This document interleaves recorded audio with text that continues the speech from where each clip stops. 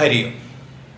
ഇന്ന് നമ്മൾ ചിന്തിക്കാൻ പോകുന്നത് അധ്യാത്മരാമായണം കിളിപ്പാട്ടിലെ വളരെയധികം പ്രസിദ്ധമായ ഒരു ഭാഗമാണ്, ആദിത്യസ്തുതി. ആദിത്യ ഹൃദയ സ്തോത്രം എന്നാണിത് അറിയപ്പെടുന്നത്. അഗസ്ത്യർ ശ്രീരാമൻ ഉപദേശിച്ചു കൊടുക്കുന്നതായിട്ടാണ് ഇത് പറയപ്പെടുന്നത്. ആദിത്യ ഹൃദയം എന്ന വാക്കിന് തന്നെ ആദിത്യന്റെ ഹൃദയത്തിലുള്ളവനെ സ്തുതിക്കുന്നു എന്നർത്ഥമെടുക്കാം. ആദിത്യൻ സൂര്യന്റെ ഹൃദയത്തിൽ സൂര്യനെ പ്രകാശിപ്പിക്കുന്ന ശക്തിയായി നിൽക്കുന്നതാരോ അത് പരബ്രഹ്മം. ആ പരബ്രഹ്മത്തിനുള്ള സ്തുതി എന്നർത്ഥമെടുക്കാം. ഹൃദയത്തിലുള്ള ആദിത്യനെ സ്തുതിക്കുന്നു എന്നർത്ഥവും എടുക്കാം. ഹൃദയത്തിൽ ചൈതന്യമായി ബോധമായി ആത്മസ്വരൂപത്തിൽ പ്രകാശിക്കുന്ന ആ പരബ്രഹ്മ തത്വത്തെ സ്തുതിക്കുന്നു. അപ്പോൾ ഇത് സൂര്യസ്തോത്രമല്ല, വാസ്തവത്തിൽ ഇത് ബ്രഹ്മസ്തുതിയാണ്. ഈ സ്തോത്രം എന്തിനു വേണ്ടിയാണ് ചൊല്ലേണ്ടതെന്ന് അഗസ്ത്യർ തന്നെ തുടക്കത്തിൽ പറയുന്നുണ്ട്. നമുക്ക് അഗസ്ത്യരുടെ വരവൊന്ന് നോക്കാം. അങ്ങനെയുള്ള പോർ കണ്ടു നിൽക്കുന്നേരം എങ്ങനെ എന്നറിഞ്ഞീലഗസ്ത്യൻ തഥാ രാഘവൻ തേരിൽ ഇറങ്ങി നിന്നിടിനാൻ ആകാശദേശാൽ പ്രഭാകര സന്നിഭൻ വന്ദിച്ചു നിന്നു രഘുകുലനാഥനാ നന്ദമി എന്നരുൾ ചെയ്താൻ അഗസ്ത്യനും. യുദ്ധം നടന്നുകൊണ്ടിരിക്കുകയാണ്. രാമനും രാവണനും തമ്മിലാണ് യുദ്ധം. ആ സമയത്ത് പെട്ടെന്ന് അഗസ്ത്യര് രാമന്റെ തേരിലേക്ക് വന്നിറങ്ങി. അങ്ങനെ വന്നപ്പോൾ അഗസ്ത്യരെ കണ്ടപ്പോൾ രാമന് വളരെയധികം സന്തോഷമായി. അപ്പോൾ സന്തോഷത്തോടു കൂടി അഗസ്ത്യരുടെ മുമ്പിൽ വന്ദിച്ചു നിൽക്കുന്ന രാമനോട് അഗസ്ത്യർ പറഞ്ഞു, അഭ്യുദയം നിനക്കാശു വരുത്തുവാൻ ഇപ്പോഴിവിടേക്ക് വന്നിതു ഞാനെടോ. നിന്റെ മനസ്സിലുള്ള ആഗ്രഹം നടത്താൻ വേണ്ടിയാണ് ഞാൻ വന്നിട്ടുള്ളത്. രാമൻ രാവണനോട് യുദ്ധം ചെയ്തിരിക്കുകയാണ്. ആ സമയത്ത് രാമന്റെ മനസ്സിലുള്ള ആഗ്രഹം രാവണവധമാണ്. അപ്പോൾ രാവണവധത്തിന് വേണ്ടിയാണ് ഞാൻ ഇങ്ങോട്ട് വന്നിട്ടുള്ളത് എന്ന് സാമാന്യാർത്ഥം. രാമൻ ധർമ്മത്തിൻ്റെ വിഗ്രഹമാണ്, ധർമ്മത്തിൻ്റെ മൂർത്തിമത് ഭാവമാണ്. അദ്ദേഹത്തിൻ്റെ അവതാര ഉദ്ദേശം തന്നെ ധർമ്മ സംസ്ഥാപനമാണ്. അപ്പോൾ നിന്റെ അഭ്യുദയം നടത്തിത്തരാമെന്ന് പറയുമ്പോൾ ധർമ്മത്തെ നിലനിർത്താൻ പറ്റുന്ന ഒരു സ്തോത്രം ഞാൻ നിനക്ക് പകർന്നു നൽകാം എന്നർത്ഥവും ഇവിടെയുണ്ട്. അങ്ങനെ പറഞ്ഞ് അഗസ്ത്യർ തുടരുന്നു. താപത്രയവും വിഷാദവും തീർന്നു പോം, ആപത്തു മറ്റുള്ളവയും അകന്നു പോം. താപത്രയങ്ങൾ, 3 വിധത്തിലുള്ള താപങ്ങൾ. ഒന്ന് ആധ്യാത്മികം, ആദിഭൗതികം, ആദിദൈവികം. നമ്മൾ പണ്ട് ചെയ്തിട്ടുള്ള കർമ്മങ്ങളുടെ ഫലമാണ് ഈ ജീവിതത്തിൽ അനുഭവിക്കുന്നത്. അങ്ങനെ വരുന്ന കർമ്മങ്ങളെയാണ് ആദിദൈവികം എന്ന് പറയുക. പ്രകൃതി നമുക്ക് നൽകിക്കൊണ്ടിരിക്കുന്നത്. ആദിഭൗതികം എന്ന് പറഞ്ഞാൽ ഭൂതങ്ങളിൽ നിന്നും, അതായത് നമുക്ക് ചുറ്റുമുള്ള ജീവജാലങ്ങളിൽ നിന്നും നമുക്കുണ്ടാകുന്ന ദുഃഖങ്ങൾ.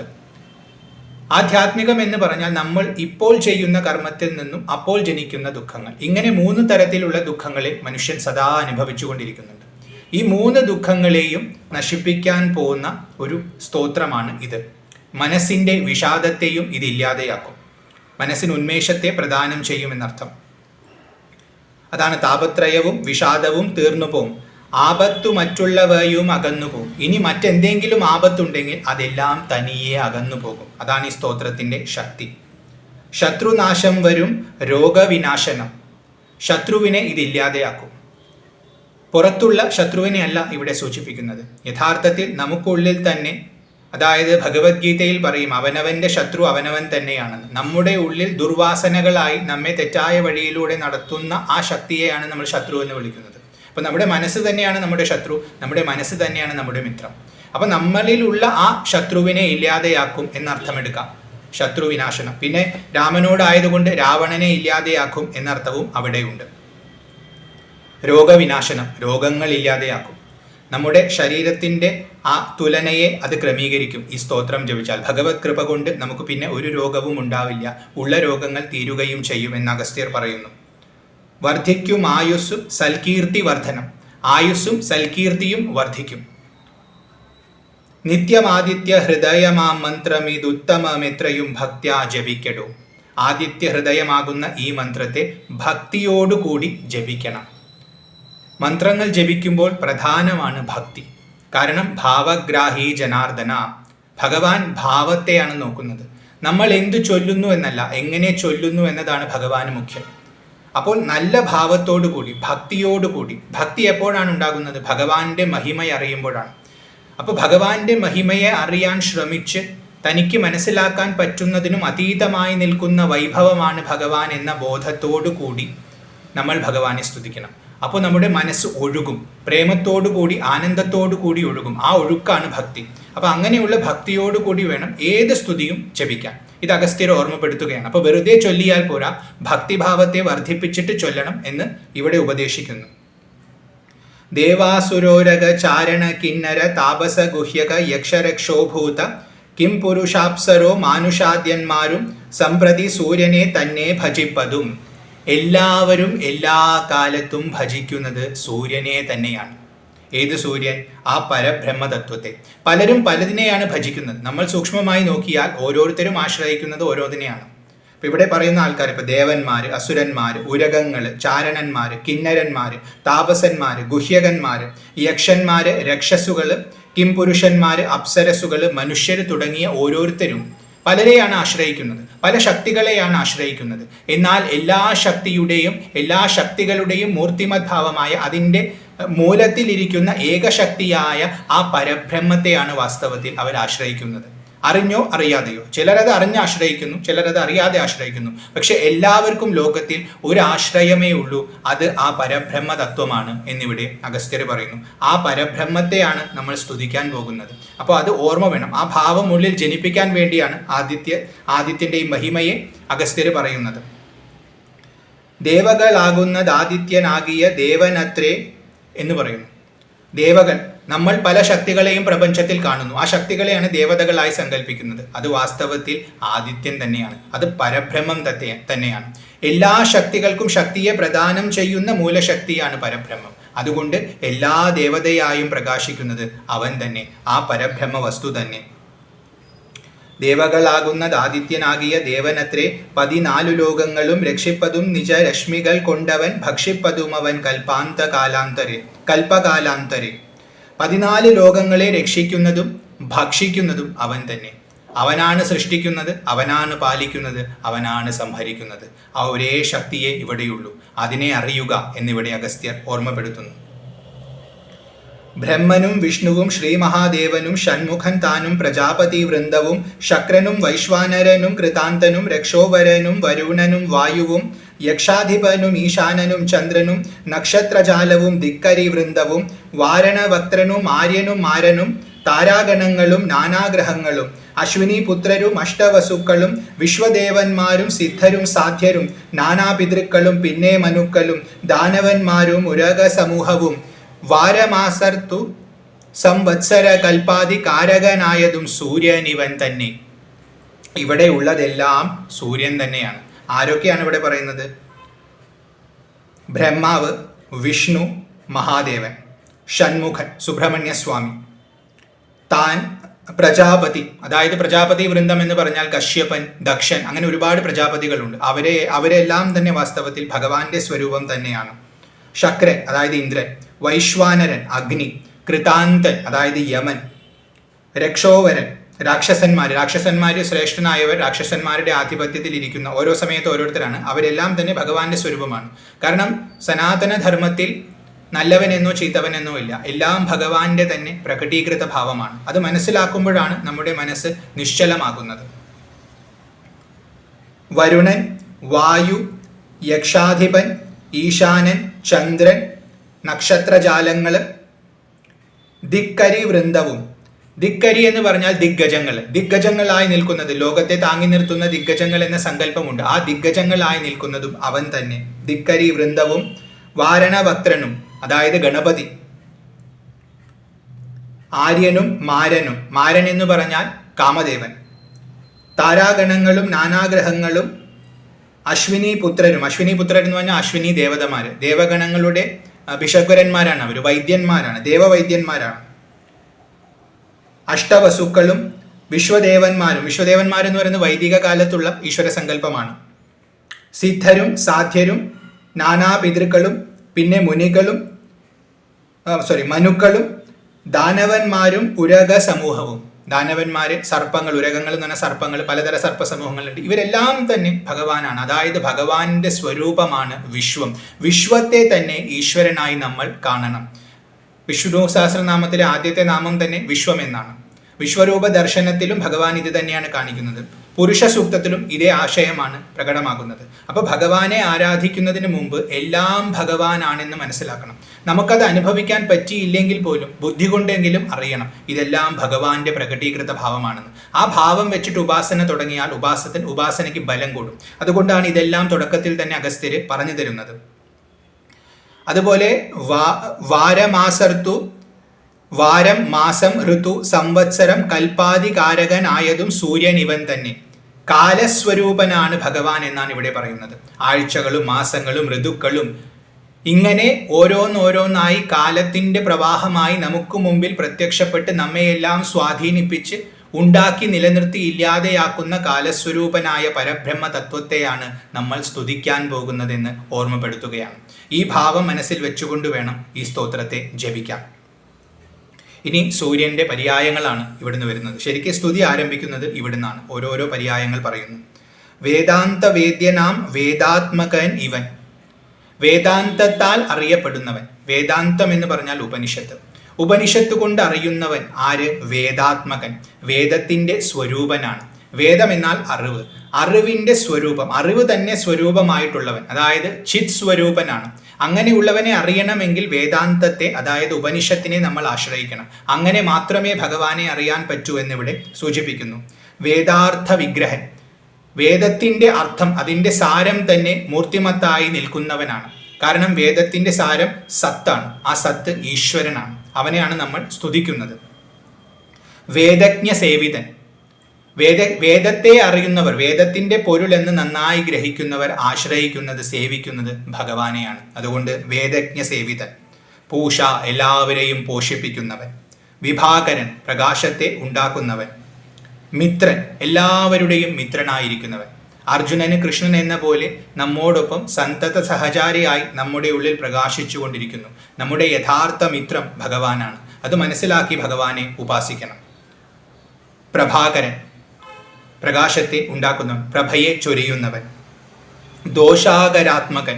ദോഷ എന്ന ശബ്ദത്തിന് രാത്രി എന്നാണ് അർത്ഥം. അപ്പൊ രാത്രിയെ ഉണ്ടാക്കുന്നവൻ. ചന്ദ്രന്റെ പര്യായമായിട്ടാണ് ഇവിടെ പറയുന്നത്. ഇവിടെ പ്രഭാകരൻ എന്നും ദോഷാകരാത്മകൻ എന്നും പറഞ്ഞതുകൊണ്ട് പകലിനെ ഉണ്ടാക്കുന്നതും രാത്രിയെ ഉണ്ടാക്കുന്നതും ഭഗവാനാണ്.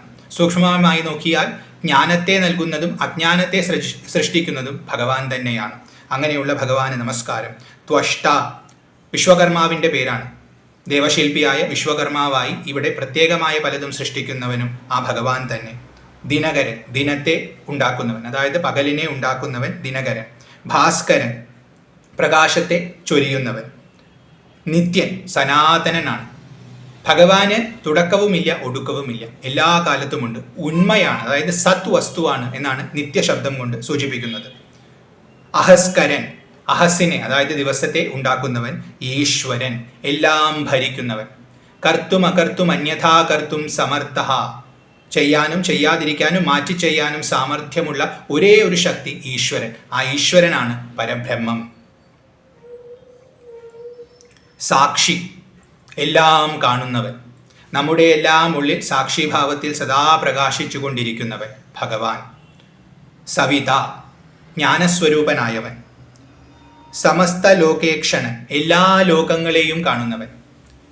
സൂര്യൻ എന്ന് നമ്മൾ സ്ഥൂലമായ അർത്ഥത്തിൽ നോക്കിയാൽ ഭൂമിക്ക് ചുറ്റുമുള്ള ഗ്രഹങ്ങളിലേക്ക് മാത്രമേ ആ പ്രകാശം എത്തുന്നുള്ളൂ.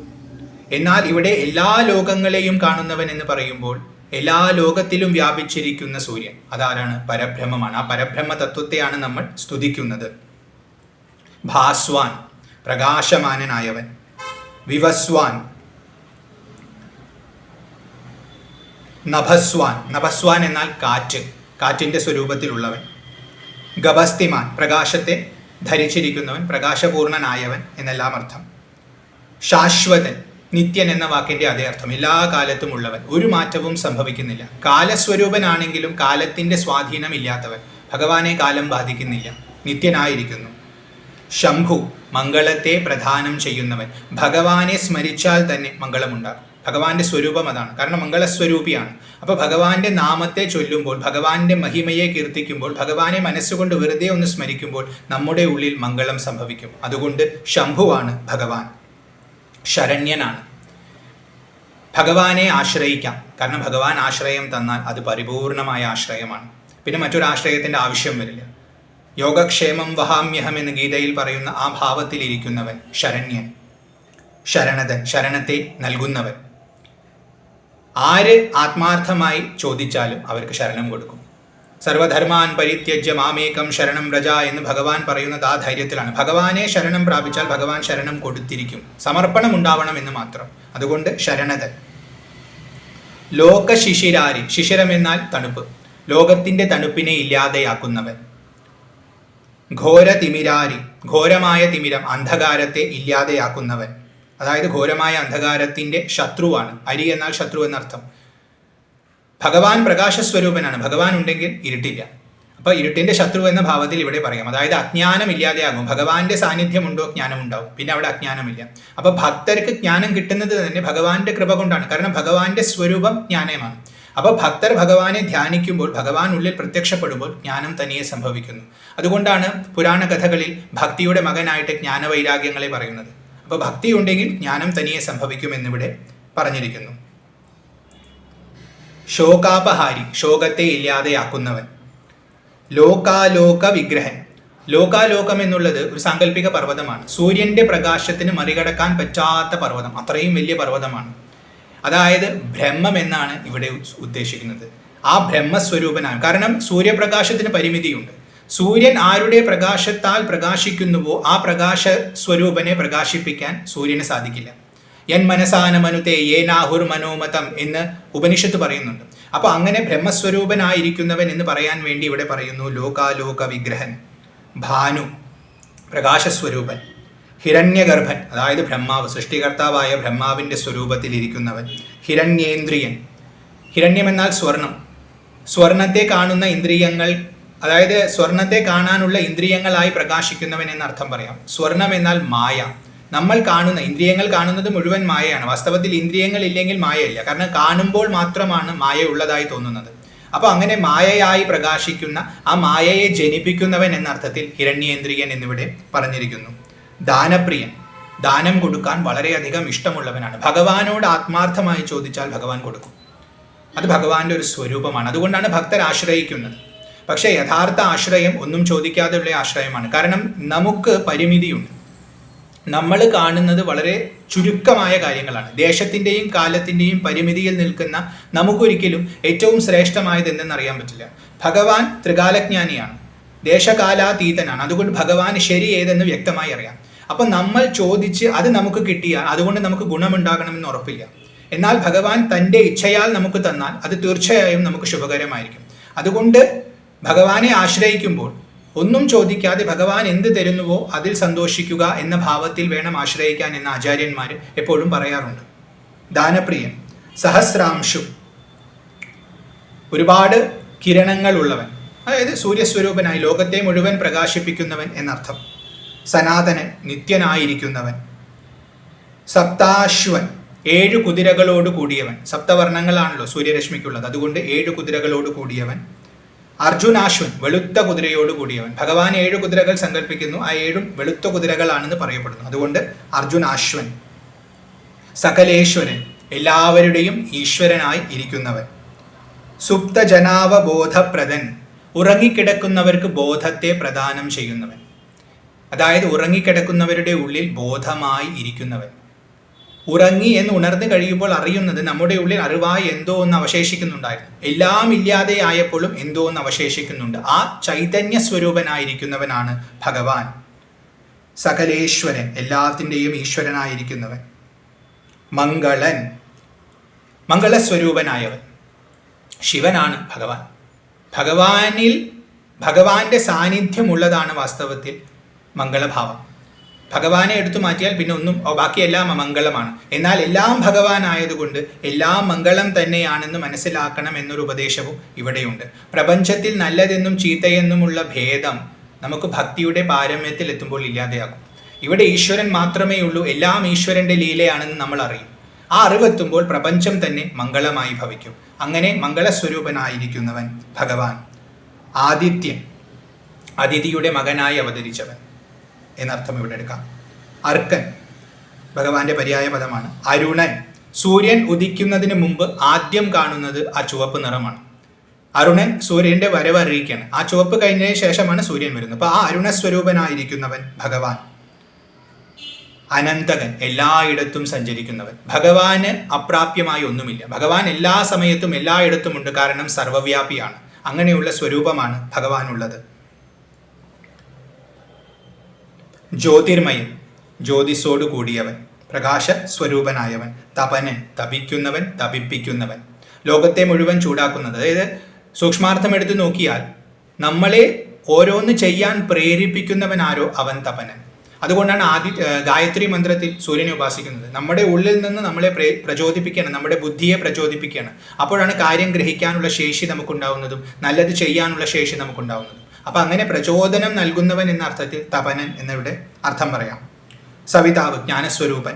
രവി, വിഷ്ണു, എല്ലായിടത്തും വ്യാപിച്ചിരിക്കുന്നവൻ, വ്യാപനശീലമുള്ളവൻ. ഭഗവാൻ ഇല്ലാത്ത ഒരിടമില്ല. പ്രപഞ്ചമായി വിരിഞ്ഞ് അതിൽ മുഴുവൻ വ്യാപിച്ചിരിക്കുന്നു, എന്നാൽ അതിനെ അതിക്രമിച്ചിരിക്കുന്നു. പ്രപഞ്ചം ഭഗവാനെ സ്വാധീനിക്കുന്നില്ല. അങ്ങനത്തെ വിചിത്രമായ ഭാവത്തോട് കൂടിയവൻ.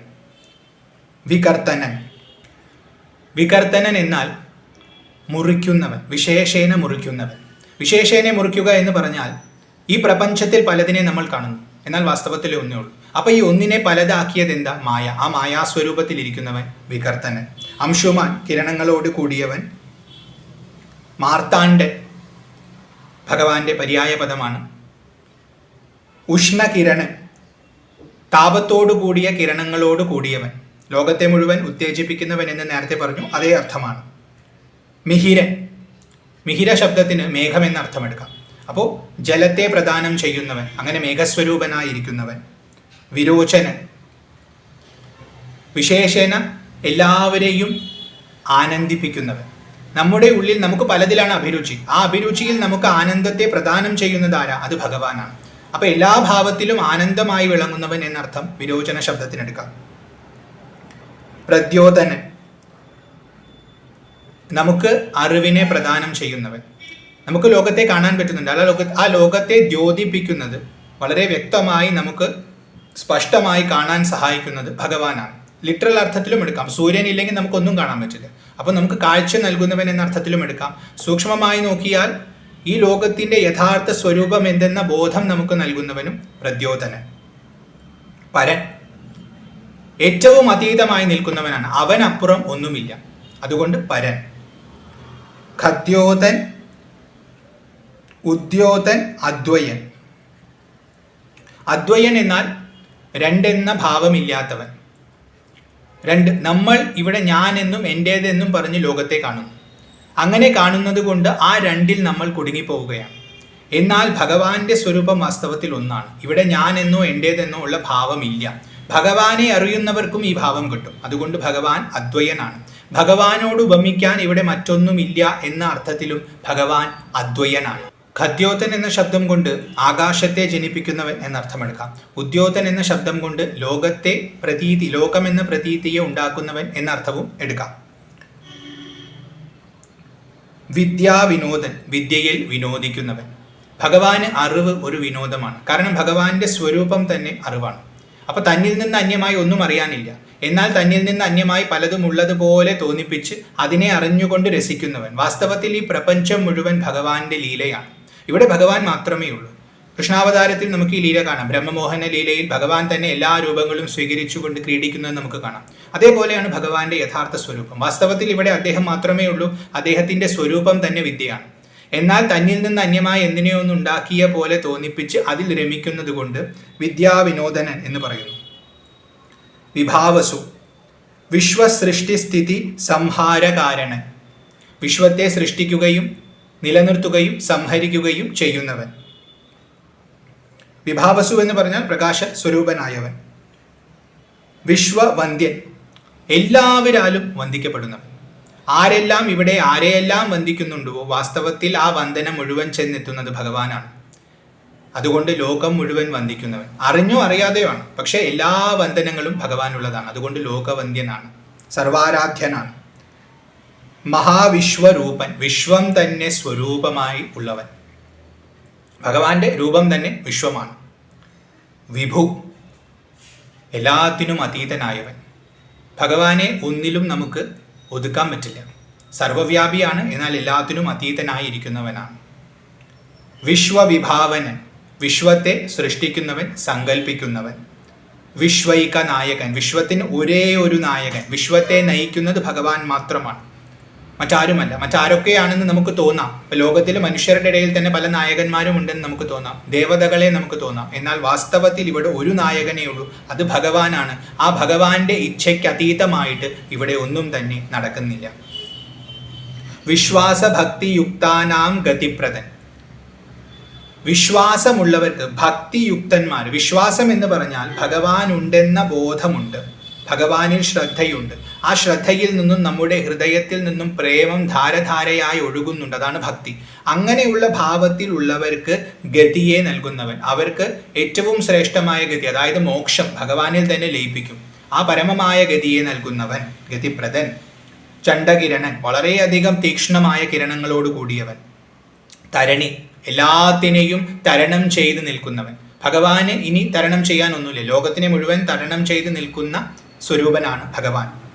ദിനമണി, ദിവസത്തിൽ നമുക്ക് ഒരു മണി പോലെ പ്രകാശിക്കുന്ന, നമ്മുടെ ദിവസം നമ്മൾ കാണുമ്പോൾ ആകാശത്തൊരു മണി പോലെ പ്രകാശിക്കുന്നവൻ, സൂര്യസ്വരൂപൻ എന്ന അർത്ഥത്തിൽ.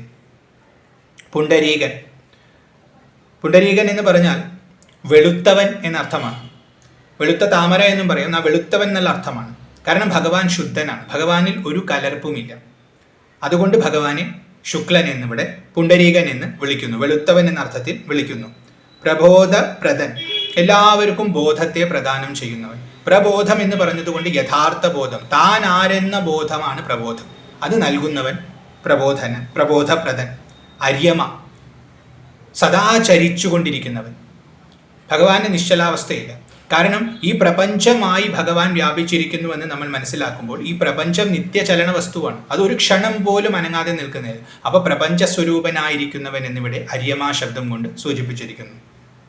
ദ്വാദശാത്മ, 12 ഭാവങ്ങളിലുള്ളവൻ, അതായത് 12 മാസങ്ങളായി, ഒരു വർഷമായി കാലസ്വരൂപനായി പ്രകാശിക്കുന്നവൻ എന്നർത്ഥം. ദ്വാദശാത്മ. പരമാത്മ, പരബ്രഹ്മ സ്വരൂപൻ. പരാപരൻ, എല്ലാത്തിനും അതീതനായി നിൽക്കുന്നവൻ, നമ്മൾ ഏറ്റവും ഉയർന്നെന്ന് കരുതുന്നതിനും അപ്പുറം നിൽക്കുന്നവൻ പരാപരൻ. ആദിതേയൻ, അതിഥിയുടെ മകനായി അവതരിച്ചവൻ. പരമാത്മാ, പരാപരൻ, ആദിതേയൻ. ജഗദാദിഭൂതൻ, ഉണ്ടാകുന്നതിന് മുമ്പ് തന്നെ ഉണ്ടായിരുന്നവൻ, അല്ലെങ്കിൽ ജഗത്തിൽ ആദ്യമായി ഉണ്ടായിരുന്നവൻ. ഈ 2 ഭാവത്തിലും എടുക്കാം. കാരണം വിരാട് സ്വരൂപത്തിൽ എടുത്താൽ ആദ്യമായി ഉണ്ടായവനാണ്, എന്നാൽ എല്ലാത്തിനും ആധാരമായതുകൊണ്ട് ജഗത്ത് ഉണ്ടാകുന്നതിന് മുമ്പേ ഭഗവാനുണ്ട്. ശിവൻ, മംഗളസ്വരൂപനാണ്. ഭഗവാന്റെ സ്വരൂപം തന്നെ ശുദ്ധമാണ്, മംഗളമാണ്. ഖേദവിനാശനൻ, ഖേദങ്ങളെയെല്ലാം ഇല്ലാതെയാക്കുന്നവൻ. കേവലാത്മാവ്, കേവലമായ ആത്മാവ്. ഭഗവാൻ അല്ലാതെ ഇവിടെ ഒന്നുമില്ല, ഏകസ്വരൂപനായ ആത്മതത്വം. ഒരു ആത്മാവേ ഉള്ളൂ, പലതുണ്ടെന്ന് നമുക്ക് തോന്നുന്നുണ്ടെങ്കിലും വാസ്തവത്തിൽ ഒന്നേ ഉള്ളൂ. എൻ്റെ ഉള്ളിലും മറ്റെല്ലായിടത്തും ആത്മസ്വരൂപത്തിൽ വിളങ്ങുന്നവൻ. വിന്ദു, വിന്ദു എന്ന് പറഞ്ഞാൽ ബിന്ദു, അതായത് എല്ലാവരുടെയും കേന്ദ്രത്തിലുള്ളവൻ, ഏറ്റവും സൂക്ഷ്മമായവൻ എന്നർത്ഥം. നാദാത്മകൻ, ഓംകാരസ്വരൂപൻ. ഓംകാരനാദത്തെയാണ് ഇവിടെ സൂചിപ്പിക്കുന്നത്. നമ്മുടെ ഉള്ളിൽ ഓംകാരമായി പ്രകടമാകുന്നവൻ. ആദ്യത്തെ മന്ത്രമാണ്, വേദത്തിന്റെ സാരമാണ് ഓംകാരം, പ്രണവം. ആ പ്രണവസ്വരൂപനായവൻ നാദാത്മകൻ. നാരദാദി നിഷേവിതൻ, നാരദൻ തുടങ്ങിയ ഋഷിമാരാൽ സേവിക്കപ്പെടുന്നവൻ. കാരണം ഏറ്റവും ശ്രേഷ്ഠരായ വ്യക്തികളാണ് നാരദൻ തുടങ്ങിയവർ. ആ മഹർഷിമാർക്ക് മുഴുവൻ ആശ്രയം ഭഗവാനാണ്, അതുകൊണ്ട് അവരൊക്കെ ഭഗവാനെ നിത്യം സേവിക്കുന്നു. അപ്പൊ ഭഗവാന്റെ മഹിമ നമുക്ക് മനസ്സിലാക്കി തരാം. ജ്ഞാനസ്വരൂപൻ, ജ്ഞാനം തന്നെ സ്വരൂപനായിട്ടുള്ളവൻ. അജ്ഞാന വിനാശനൻ, അജ്ഞാനത്തെ ഇല്ലാതെയാക്കുന്നവൻ. ധ്യാനിച്ചു കൊള്ളുക നീ നിത്യം ഈ ദേവനെ, ഇങ്ങനെയുള്ള ദേവനെ നീ നിത്യം ധ്യാനിച്ചു കൊള്ളുക. ഭഗവാനെ നമ്മുടെ ഉള്ളിൽ ഈ പേരുകളെല്ലാം ഉച്ചരിക്കുന്ന സമയത്ത് ഭഗവാന്റെ ഭാവത്തെ മനസ്സിലേക്ക് കൊണ്ടുവന്ന് ഭഗവാനെ നമ്മുടെ ഉള്ളിൽ വ്യാപിപ്പിക്കണം.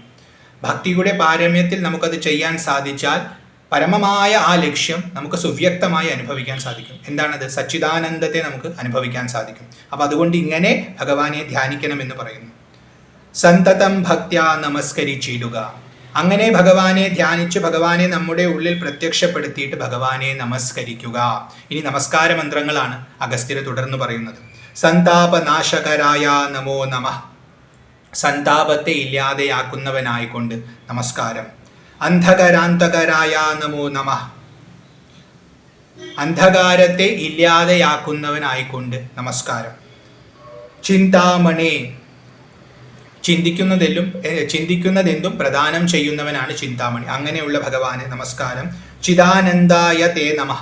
ചിദാനന്ദം, ചിത്ത് അറിവ്, ആനന്ദം, അറിവിൽ ഉണ്ടാകുന്ന ആനന്ദം, അറിവ് തന്നെ ആനന്ദമായി നമ്മുടെ ഉള്ളിൽ പ്രകാശിക്കുന്ന ആ ആത്മതത്വം അവനായിക്കൊണ്ട് നമസ്കാരം. നീഹാരനാശകരായ നമോ നമഃ. നീഹാരം എന്ന് പറഞ്ഞാൽ മഞ്ഞ്, മഞ്ഞിനെ ഇല്ലാതെയാക്കുന്നവൻ. മോഹവിനാശകരായ നമോ നമഃ. മോഹം എന്നാൽ ഇല്ലാത്തതുണ്ടെന്ന തോന്നൽ. മായയിൽ പെട്ടുപോയവരാണ് നമ്മൾ, അതുകൊണ്ട് നമ്മൾ എല്ലാം മോഹിതരാണ്. അങ്ങനെയുള്ള നമ്മുടെ മോഹത്തെ ഇല്ലാതെയാക്കി ജ്ഞാനത്തെ നമുക്ക് പ്രദാനം ചെയ്യുന്നവൻ. അതുകൊണ്ട് മോഹവിനാശകരായ നമോ നമഃ. ശാന്തായ രൗദ്രായ സൗമ്യായ ഘോരായ. ശാന്തനാണ്, രൗദ്രനാണ്, സൗമ്യനാണ്, ഘോരനാണ്. പ്രപഞ്ചത്തിൽ കാണുന്ന വിവിധ ഭാവങ്ങളാണിതെല്ലാം. ഈ എല്ലാ ഭാവങ്ങളും ഭഗവാന്റെ തന്നെയാണ്. കാരണം പ്രപഞ്ചമായി പ്രകടമായവനാണ്. കാന്തിമതാം കാന്തിരൂപായ തേ നമഃ. ഈ ലോകത്തിൽ പലർക്കും വിശേഷാൽ തേജസ് ഉണ്ടെന്ന് നമുക്ക് തോന്നും. വാസ്തവത്തിൽ അവരുടെ തേജസ്സായി ശോഭിക്കുന്നത് ഭഗവാൻ തന്നെയാണ്. അതുകൊണ്ട് കാന്തിമതാം കാന്തിരൂപായ തേ നമഃ. സ്ഥാവര ജംഗമാചാര്യായ തേ നമഃ. സ്ഥാവര ജംഗമങ്ങളായ എല്ലാവർക്കും ആചാര്യനായിരിക്കുന്നവന് നമസ്കാരം. ദേവായ വിശ്വൈക സാക്ഷിനേ തേ നമഃ. പ്രകാശസ്വരൂപനായി ലോകത്തിന് മുഴുവൻ ഏകസാക്ഷിയായിരിക്കുന്നവന് നമസ്കാരം. സത്വപ്രധാനായ തത്വായ തേ നമഃ. സത്വത്തെ പ്രദാനം ചെയ്യുന്നവൻ, സത്വഗുണത്തെ നമ്മുടെ ഉള്ളിൽ വർദ്ധിപ്പിക്കുന്നവൻ. തത്വായ, യഥാർത്ഥത്തിലുള്ളവൻ. ഭഗവാൻ മാത്രമാണ് സത്യം, അതുകൊണ്ട് തത്വം. ആ തത്വായ തേ നമഃ. സത്യസ്വരൂപായ, സത്യം തന്നെ സ്വരൂപമായിട്ടുള്ളവൻ. ഭഗവാൻ അവതരിക്കുന്ന സമയത്ത്, അതായത് കൃഷ്ണാവതാര സമയത്ത് ബ്രഹ്മാവ് സ്തുതിക്കുമ്പോൾ സത്യം എന്ന വാക്ക് ഒരുപാട് ഉപയോഗിക്കുന്നുണ്ട്. കാരണം സത്യസ്വരൂപനാണ് ഭഗവാൻ. നിത്യം നമോ നമഃ. സത്യസ്വരൂപായ നിത്യം നമോ നമഃ. ഭഗവാന് നിത്യം ഞാൻ നമസ്കരിക്കുന്നു. ഇത്തം ആദിത്യഹൃദയം ജപിച്ചു നീ ശത്രുക്ഷയം വരുത്തിയിടുക സത്വരം. ഈ വിധത്തിലുള്ള ആദിത്യഹൃദയത്തെ ജപിച്ചുകൊണ്ട് നിന്റെ എല്ലാ ശത്രുക്കളെയും ഇല്ലാതെയാക്കുക. അകത്തുള്ളതും പുറത്തുള്ളതുമായ എല്ലാ ശത്രുക്കളും ഇല്ലാതെയാകും. പരമമായ പദം ലഭിക്കുമെന്ന് അഗസ്ത്യർ ഇവിടെ ഉറപ്പ് നൽകുന്നു. ചിത്തം തെളിഞ്ഞഗസ്ത്യോക്തി കേട്ടെത്രയും ഭക്തി വർദ്ധിച്ചു കാകുൽസ്ഥനും കൂപ്പിനാൻ. പിന്നെ വിമാനവുമേരി മഹാമുനി ചെന്നു വീണാധാരോ പാന്തേ മരുവിനാർ. ഇങ്ങനെ രാമന് വളരെയധികം സന്തോഷമായി. ഈ വളരെ രഹസ്യമായ സ്തോത്രം, ഈ മന്ത്രം അഗസ്ത്യർ പറഞ്ഞു തന്നതുകൊണ്ട് അഗസ്ത്യരെ സ്തുതിച്ചു. അഗസ്ത്യർക്ക് സന്തോഷമായി. അദ്ദേഹം വന്നവിടത്തേക്ക് തന്നെ തിരിച്ചുപോയി. ആ തേരിൽ നിന്നും അപ്രത്യക്ഷനായി. വീണാധരൻ എന്ന് പറയുന്നത് നാരദ മുനിയുടെ അടുത്തേക്ക്. കാരണം യുദ്ധം നടന്നുകൊണ്ടിരിക്കുന്ന സമയത്ത് എല്ലാ ദേവകളും ദേവർഷികളും അപ്സരസും ഗന്ധർവന്മാരും എല്ലാവരും ആകാശത്തിരുന്നുകൊണ്ട് യുദ്ധം കാണുകയാണ്. കാരണം രാമരാവണ യുദ്ധമാണ്, അതുപോലൊരു യുദ്ധമേ ഉള്ളൂ. അപ്പം അത് കാണാനുള്ള ആകാംക്ഷയോടുകൂടി എല്ലാവരും ആകാശത്ത് നിൽക്കുകയാണ്. അപ്പം അവിടെയുള്ള ആ നാരദ മുനിയുടെ അടുത്തേക്ക് അഗസ്ത്യർ ചെന്നു. ഇവിടെ നിന്ന് അപ്രത്യക്ഷനായി. ഇതാണ് ആദിത്യ ഹൃദയ മന്ത്രം അഥവാ സ്തോത്രം. ഇത് വാൽമീകി രാമായണത്തിലുണ്ട്, സംസ്കൃതത്തിലാണ്. ഇവിടെ ഇത് ആചാര്യൻ മലയാളത്തിൽ നമുക്കെല്ലാം മനസ്സിലാക്കാൻ പറ്റുന്ന വിധത്തിൽ എഴുതി തന്നിരിക്കുകയാണ്. നിത്യപാരായണത്തിനുള്ള സ്തോത്രമാണ്. അപ്പോൾ ഇതിൻ്റെ ഏകദേശം ഒരു അർത്ഥമാണ് നമ്മൾ ചിന്തിച്ചത്. വളരെ ആഴത്തിലുള്ള വ്യാഖ്യാനമൊന്നുമല്ല. ഏകദേശമായ ഒരു അർത്ഥം മനസ്സിലാക്കി ഈ ഭാവശുദ്ധിയോടുകൂടി അർത്ഥബോധത്തോടുകൂടി ദിവസവും പാരായണം ചെയ്യേണ്ട ഒരു സ്തോത്രമാണിത്. അപ്പോൾ ആ സ്തോത്രത്തെ ദിവസവും പാരായണം ചെയ്യാനുള്ളൊരു തോന്നൽ നമുക്കുണ്ടാവട്ടെ. കർക്കടക മാസത്തിലെങ്കിലും വിശേഷാൽ ഇത് ജപിക്കാൻ സാധിക്കട്ടെ. അതിലൂടെ അകത്തും പുറത്തുമുള്ള ശത്രുക്കളെ ജയിക്കാൻ നമുക്ക് സാധിക്കട്ടെ എന്ന് പ്രാർത്ഥിച്ചുകൊണ്ട് ഈ എളിയ വ്യാഖ്യാനത്തെ ആ ഭഗവാൻ പരബ്രഹ്മമൂർത്തിയുടെ തൃപ്പാദങ്ങളിൽ സമർപ്പിക്കുന്നു. ഹരിയോ.